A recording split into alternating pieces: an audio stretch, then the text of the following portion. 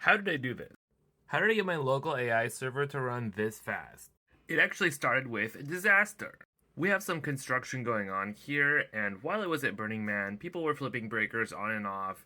The UPS couldn't keep up, the servers shut down unexpectedly, and when that happened, some of the system volumes became corrupted on the hypervisors. And I was like, well, all the data is still there. I've been wanting to switch hypervisors for a while. This gives me an opportunity to do that. And actually, this is so much better than what it was before. For many, many years, I've been a huge fan of the Zen project, and XCP was like the natural extension of that after Citrix acquired the Zen project and made it not free and open source anymore. There was a fork, and the fork continued to be free and open source.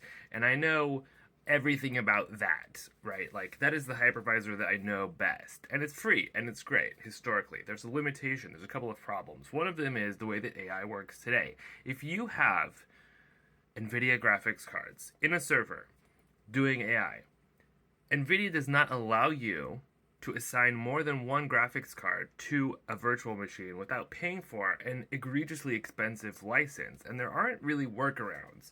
There are ways that you can break XCP to let you do that. But with Proxmox, there is an alternative where you can just expose PCI devices to the VM directly. You can give raw access to the PCI device to the VM. And that is just a game changer. Because the other problem with Proxmox historically is that it doesn't handle large volumes very well. But if you can assign your H700 hardware RAID card, in this case, PCI device to the VM, then it has full access to the RAID controller, all of the graphics accelerator cards. These are obviously on separate machines, but I have essentially two machines now in a Proxmox cluster. One of them is a NAS that has a hardware RAID card, and so Proxmox is able to set up a VM that can access all of the stuff and share it on the network. Great, problem solved. My huge NAS is now on Proxmox, running perfectly. Problem solved. Also, with the AI device, I have both P40 cards exposed as PCI devices to the VM that is hosting Ollama.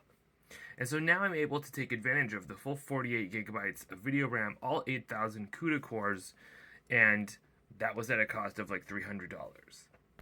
And this means that with this alternative hypervisor that I'm now switched over to, I'm able to get hundreds of tokens per second for like $300 worth of AI hardware.